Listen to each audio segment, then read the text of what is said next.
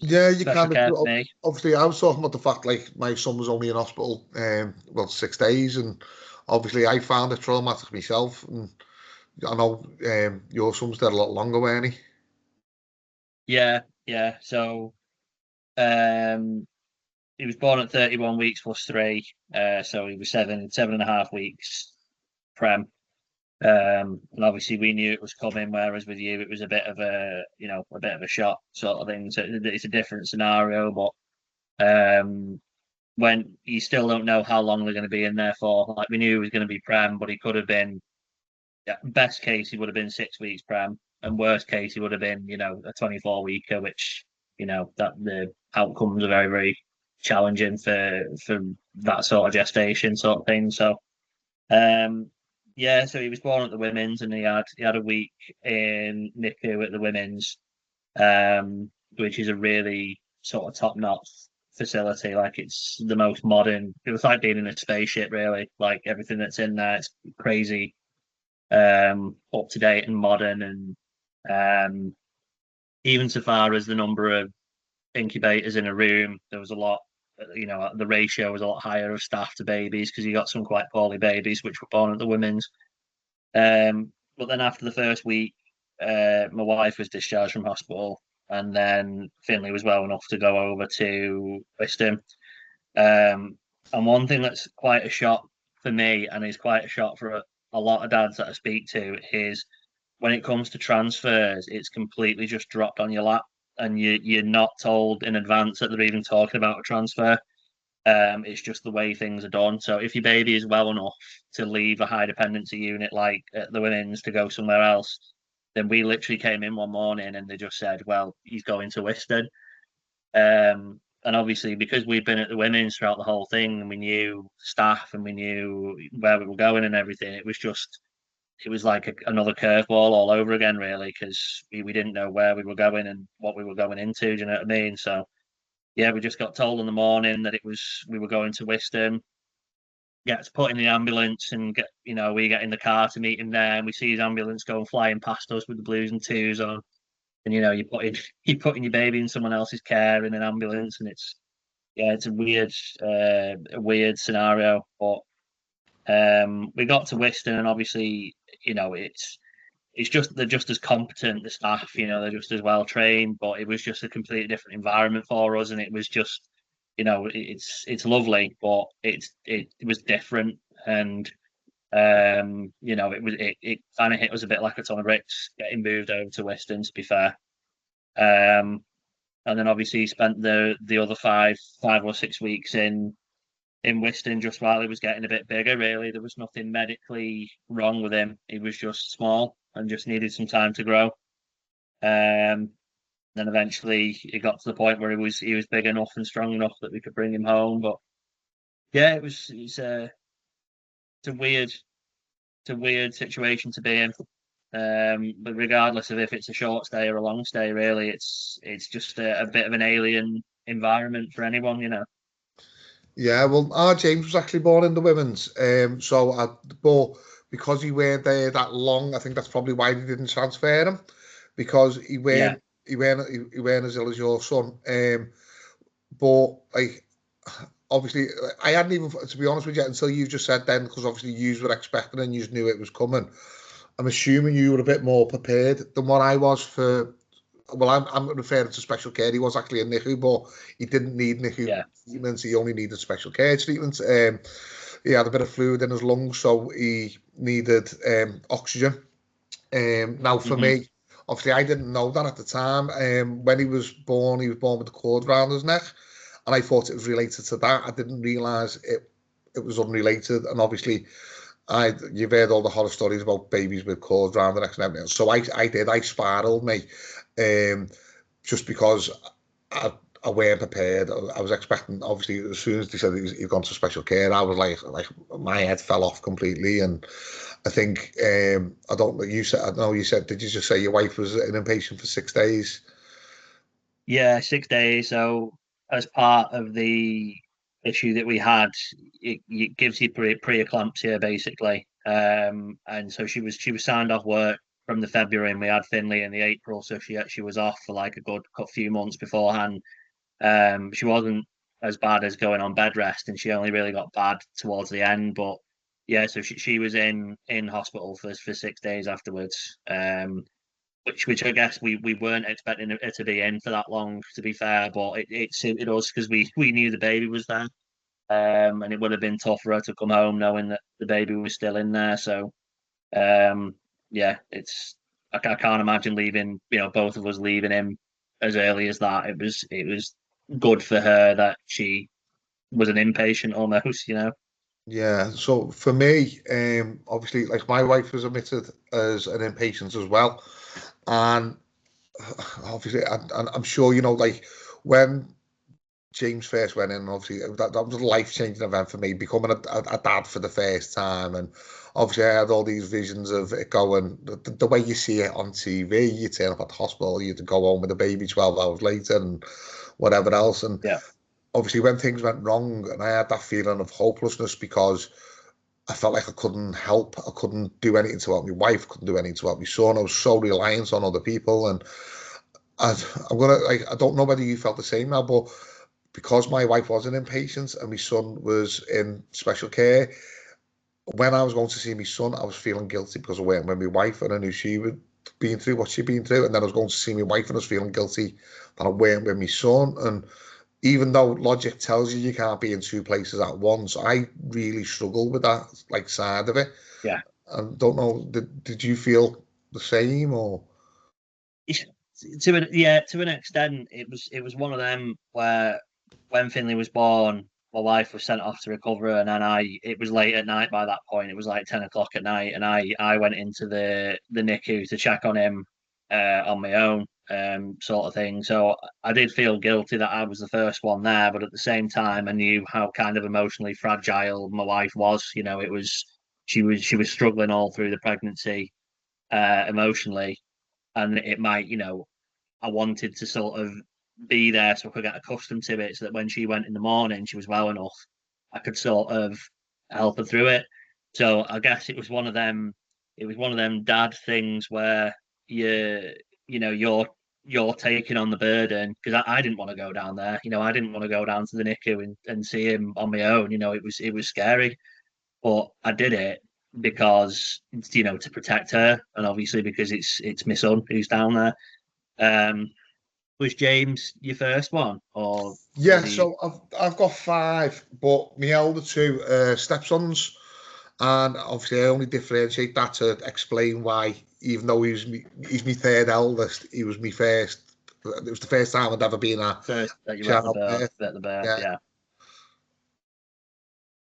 Yeah, it's just interesting to know, because it's one of them where I feel like for us the guilt side of things kind of came afterwards, because we were expecting it, because we knew it was coming. We sort of knew that he'd be born, and that there was potentially going to be some drama after he was born, and there was potential. We knew that we were going to have to put him into someone else's care, and we kind of knew the drill. Obviously, nothing fully prepares you for it, but a lot of the guilt came afterwards when he was discharged and he was all right, and you sort of just start thinking like, you know, um, even so far as like leaving him at night. You know what I mean? Like every day, I went back to work after the 2 weeks paternity, and every day Katie was there with him all day, and then she would go home, and then I would go after work for an hour, and then I'd go home and I'd have a tea, and I'd be watching telly, and I'd be on my Xbox, and go to sleep and wake up the next morning and go to work. But thinking back on that now, I don't, I feel terrible that I wasn't with him all that time. Um, but we were new to it. It was something that we were prepared for, and we didn't know what we were doing. We just sort of got on with it. yeah, Um, it's weird. It's almost like with yours. It was like a car crash that you didn't see coming. Do you know what I mean? It was like something that you're just driving along the road, you're absolutely fine, and then bang, and then you're in it. Whereas with us, it was like, I don't know, like it was in slow motion. We could see everything coming. We knew what was happening, and we were preparing for it. But it doesn't make the impact any less severe, you know.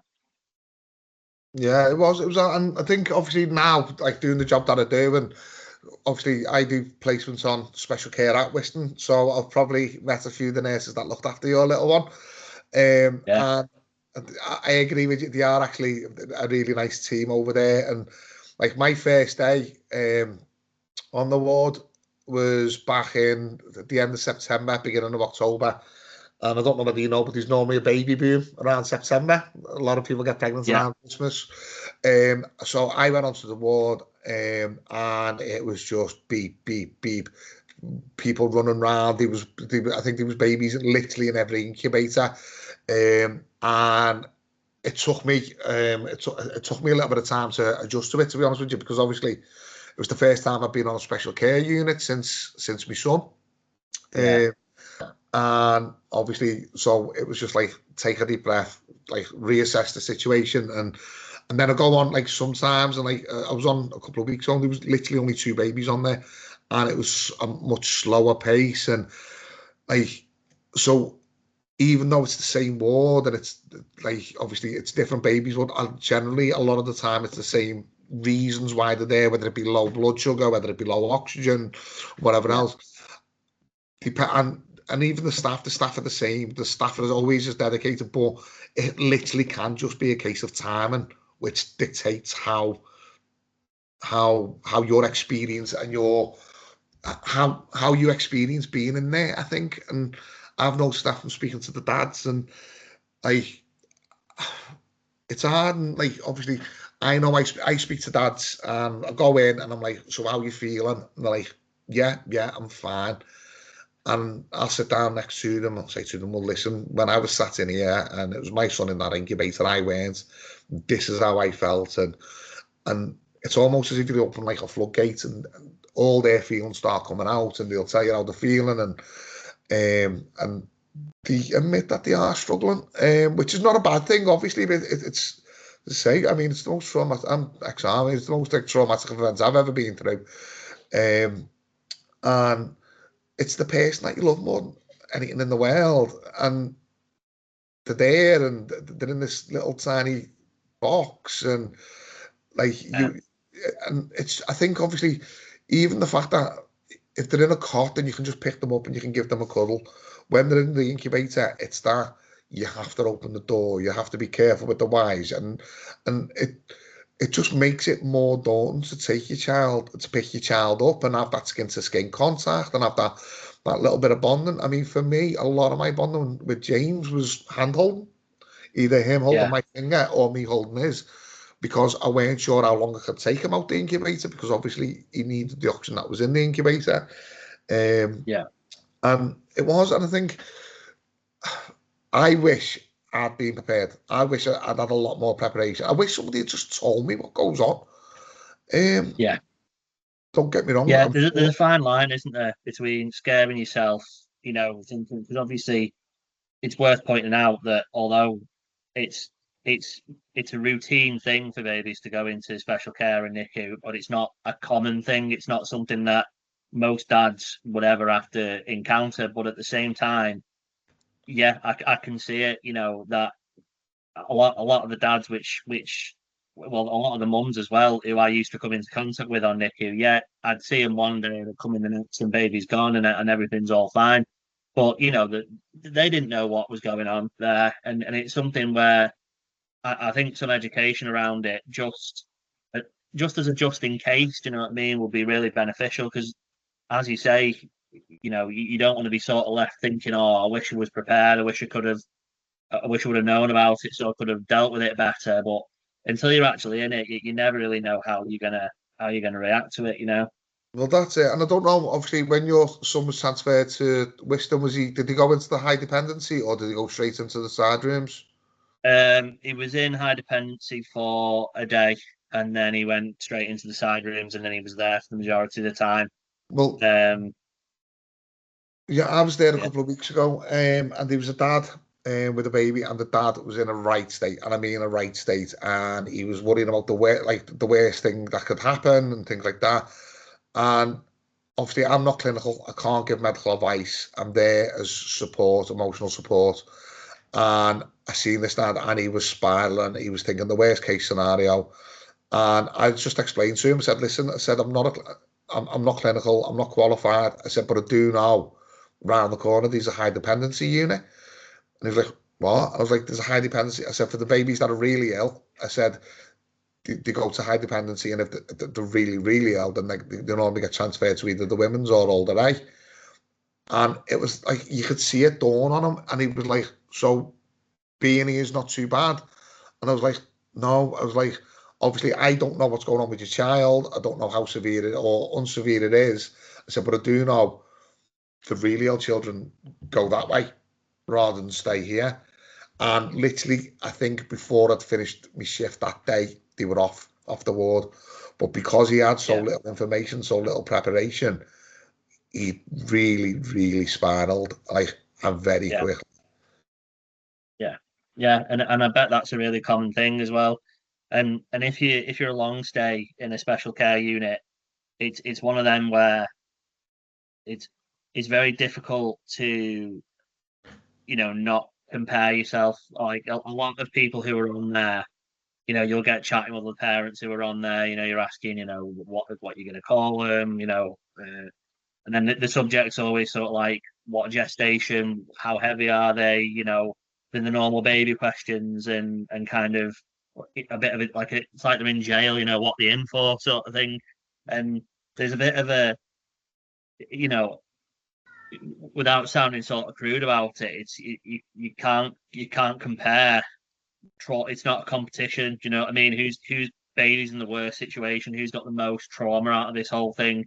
There could be people who are in special care for 3 or 4 months. When we first got into Wiston, there was someone who was in there, and she had been in there for about 12 or 13 weeks, and she was fine. She was coping with it absolutely fine. It was a third NICU baby, with the third one who'd had this specific issue that she'd had with them, and she was well versed in it, and she was fine.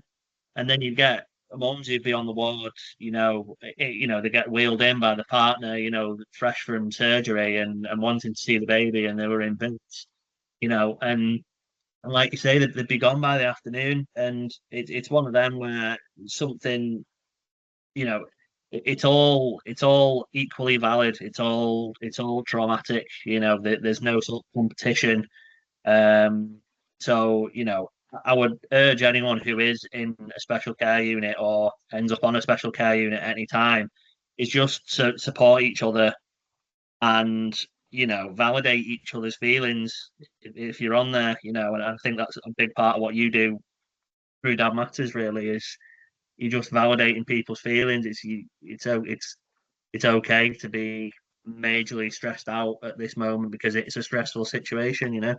Well, that's it. I think with a lot of the dads I speak to, obviously, I don't know whether it's because I'm glancing back at when it happened to me or what, but the dads that sit there and go, yeah, I'm fine. Quite a lot of the time, they're the ones that worry me more so than the Yeah. ones that are quite open about how they're feeling. Mm-hmm. Yeah. No, I can see that. And to be honest with you, it's because we were on there for so long, and we were seeing a lot of people coming and going. One thing that I would encourage as well is if you're a dad, is go on special care. Like, I know it sounds second nature to most people, but there's people, there's babies which would come and go, and we could be there up to sort of 12 hours at a time. And sometimes it'd be my wife's there all day, and then I'd be there for a few hours, and I just wasn't there. And there might be many reasons for that. It might be something, where dad's still at work, or, anything like that. But I remember you mentioning, you've come across dads who, they were too scared to go on. They didn't know what to expect. They were unsure about it. You know, as difficult as it is, speaking firsthand, you've got to be there for your baby. They need you more than ever, and you're advocating for them at the end of the day. That's it. Did you find you that obviously again with me, I was very much blind going in. I was blind about being a dad as much as it was about the whole situation I found myself in. But because you did find yourself there so long, did you find yourself advocating much or?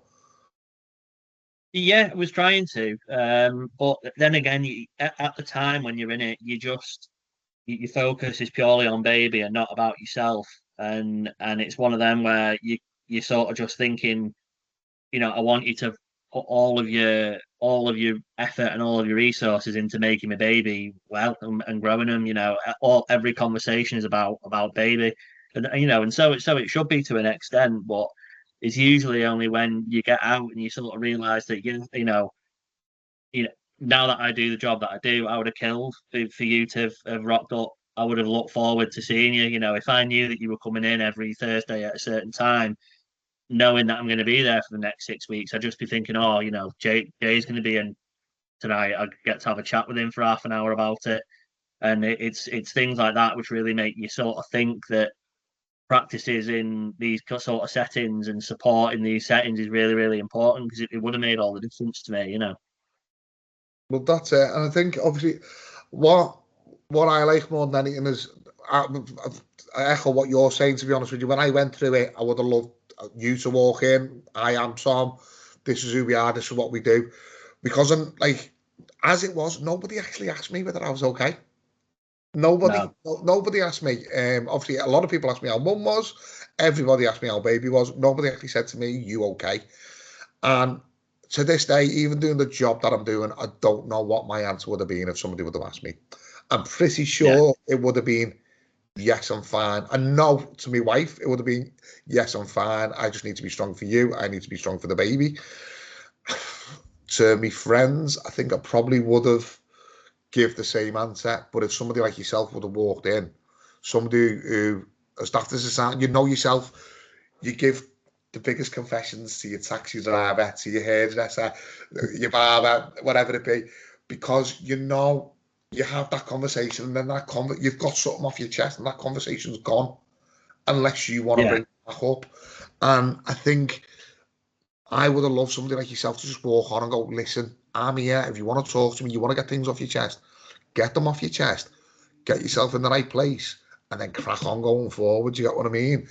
And I yeah, think, although it's not autonomous, you can't not feel for these parents. You can't. There's no way you wouldn't be able to do this job if you didn't have the empathy that goes with like what these no, parents are going through.